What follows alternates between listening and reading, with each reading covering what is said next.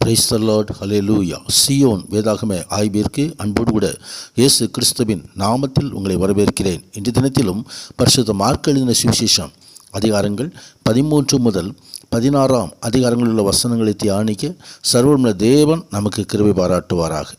13வது அதிகாரத்திலே கடைசி காலத்தின் அடையாளங்களை குறித்து ஆண்டவர் இங்கே சொல்லுகிறதை நாம் பார்க்க முடியும். கர்த்தருடைய நாமத்துக்கு மகிமை உண்டாவதாக. தேவாலயத்தை விட்டு கிறிஸ்துவானவர் புறப்படும் பொழுது, இதோ இந்த பெரிய கட்டடங்களை காண்கிறாயே, ஒரு கல்லின் மேல் ஒரு கல்லிராதபடிக்கு எல்லாம் இடிக்கப்பட்டு போகும் என்று சொல்லி ஆண்டவராகிய கிறிஸ்துவானவர் தேவாலயம் இடிக்கப்படுகிற நாட்களை குறித்து சொன்னதும் அல்லாமல், அவர்தாமே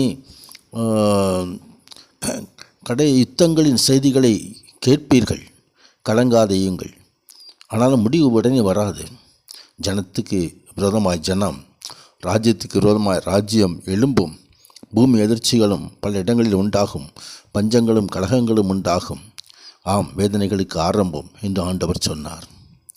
சகல ஜாதிகளுக்கும் சுவிசேஷம் முந்தி பிரசங்கிக்கப்பட வேண்டும் என்று ஆண்டவர் சொன்னதை குறித்து நாம் பார்க்கிறோம். கர்த்தருடைய நாமத்துக்கு மகிமை உண்டாவதாக. அத்தி மரத்தினால் ஒரு உவமையை கற்றுக்கொள்ளுங்கள். அதில் இளங்கிளை தோன்றி துளித்து விடும்போது வசந்த காலம் சமீபமாயிற்று என்று அறிவீர்கள் என்று சொல்லி ஆண்டவராகிய கிறிஸ்துவானவர் அவர்தாமே இஸ்ரவேலின் உதயத்தை குறித்து, தேசம் உருவாகுவதை குறித்து ஆண்டவர் சொன்னார். தீர்க்கதரிசனங்கள் எல்லாம் நிறைவேறியிருக்கிறது. ஆம், நீங்கள் நினையாத வேளையில் வந்து தூங்குகிறவர்களாக கண்டுபிடியாதபடிக்கு விழித்திருங்கள் என்று ஆண்டவர் சொல்கிறது கருத்து கொடுத்து பார்க்கிறோம். கர்த்தருடைய மகிமை உண்டாவது. 14வது அதிகாரத்திலே பெத்தானியாவிலே இயேசு கிறிஸ்துவானவர் அபிஷேகம் செய்யப்படுகிற காரியத்தை குறித்து பார்க்கிறோம். பெத்தானியாவிலே குஷ்டரோகியாக இருந்த சீமோன் வீட்டிலே போஜன பந்தி இருக்கையில் ஒரு ஸ்திரீ வெளியேறப்பெற்ற நலதம் என்னும் உத்தம தைலமுள்ள வெள்ளைக்கல் பரணியை கொண்டு வந்து அதை உடைத்து அந்த தைலத்தை அவர் சிரசின் மேல் ஊற்றினாள். கர்த்தருடைய மகிமை உண்டாவதாக. ஆம், இந்த சுவிசேஷம் எங்கெங்கெல்லாம் பிரசங்கிக்கப்படுமோ அங்கெல்லாம் இவள் செய்ததை குறித்தும் சொல்லப்படும் என்று ஆண்டவராய் கிறிஸ்துவானவர் சொன்னதை நாம் பார்க்கிறோம். கர்த்தருடைய மகிமை உண்டாகும். கர்த்தருடைய ராப்போஜனம் அங்கே ஆசரிக்கப்படுகிற காரியத்தை குறித்தும் அந்த வசனத்திலே எழுதப்பட்டிருக்கிறது. கர்த்தருடைய மகிமை உண்டாவதாக. அவர் போஜனம் பண்ணுகையிலே இயேசு கிறிஸ்து அப்பத்தை எடுத்து ஆசீர்வதித்து பிட்டு அவர்களுக்கு கொடுத்து, நீங்கள் வாங்கி புசியுங்கள், இது என்னுடைய சரீரமாக இருக்கிறது என்றார். பின்பு பாத்திரத்தையும் எடுத்து ஸ்தோத்திரம் பண்ணி அதை அவர்களுக்கு கொடுத்தார். அவர்கள் எல்லோரும் அதிலே பானம் பண்ணினார்கள். கர்த்தருடைய மகிமை உண்டாவதாக. தொடர்ந்து பேதுரு இயேசு கிறிஸ்துவை மறுதலிப்பதை குறித்து எழுதப்பட்டிருக்கிறது. கர்த்தருடைய ஆண்டவராய் கிறிஸ்துவானவர் ஏற்கனவே இந்த ராத்திரியிலே பேதுரு மறுதலிப்பான் என்று சொல்லி சேவல் 2 தரம் கூவுவதற்கு முன்னே நீ 3 தரம் என்னை மறுதலிப்பாய் என்று ஆண்டவர் சொன்னதை அங்கே நாம் பார்க்கிறோம். தொடர்ந்து கெத்செமனே என்னும் இடத்திற்கு போய் அங்கே ஜெபம் பண்ணினதை குறித்து இந்த வசனங்கள் சொல்லுகிறது.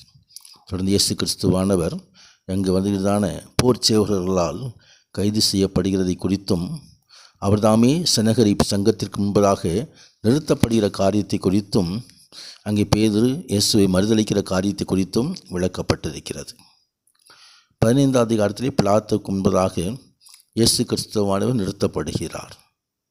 பிலாத்து அவரை நோக்கி யூதருடைய ராஜாவா என்று கேட்டதற்கு அவர் நீர் சொல்லுகிறபடிதான் என்றார். கர்த்தருக்கு மகிமை உண்டாவதாக. பிலாத்து ஆண்டவராகிய இயேசு கிறிஸ்துவை விடுதலை பண்ண முயற்சித்தும் அது முடியாமல் போய்விட்டது. இதோ போர் வீரர்களெல்லாம் இயேசுவை பரியாசம் பண்ணுகிறதை குறித்து பார்க்கிறோம். ஆண்டவராகிய கிறிஸ்துவானவர் சிலுவையில் அறையப்படுகிற காரியத்தை குறித்தும் இந்த பகுதி நாம் விளக்குகிறது.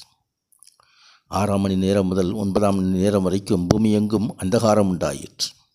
9ஆம் மணி நேரத்திலே இயேசு ஏலோயி ஏலோயி லாமா சபக்தானி என்று மிகுந்த சத்தமிட்டு கூப்பிட்டார். அதற்கு என் தேவனே ஏன் என்னை கைவிட்டீர் என்று அர்த்தமாம். கடற்காலனிலே ஒரு கோலிலை மாட்டி அவருக்கு ஒரு காடியை குடிக்க கொடுத்தார்கள். இயேசு கிறிஸ்துவும் மகா சத்தமாய் விட்டு ஜீவனை விட்டார் என்று சொல்லி அவர் அடக்கம் செய்யப்படுகிற காரியத்தை குறித்தும் அங்கே வேதம் தெரிவிக்கிறது. 16ஆவது அதிகாரத்திலே அங்கே இயேசு கிறிஸ்துவானவர் உயிர்த்தெழுந்ததையும் வாரத்தின் முதல் நாள் அதிகாலையிலே சூரியன் உதயமாகிற போது அங்கே மகதலேனா மரியாள், யாக்கோபின் தாயாகிய மரியாள், சலாமே எல்லாம் அவருக்கு சுகந்த வர்க்கம் விடுமுடி வந்தபோது அங்கே கிறிஸ்துவானவர் உயிர்த்து விட்டார் என்பதை கண்டார்கள். கிறிஸ்துவுக்கு மகிமை உண்டாகும். தொடர்ந்து உயிர்த்தெழுந்த கிறிஸ்துவானவர் காட்சி கொடுக்கிறதையும் அவர் தாமே விசுவாசம் உள்ளவனாகி ஞானஸ்ஞானம் பெறுவன் ரட்சிக்கப்படுவான் என்று சொல்லி அங்கே சுவிசேஷம் அறிவிக்கும்படியாக சீசர்களை அனுப்புவதையும் குறித்தும் பார்க்கிறோம். இந்த வசனங்களை தியானிக்கும் பொழுதும் சர்வ தேவன் நம்மோடு இருந்து நடத்துவாராக. பரிசுத்த நாமத்திற்கு மகிமை உண்டாவதாக. ஆமேன், ஆமேன்.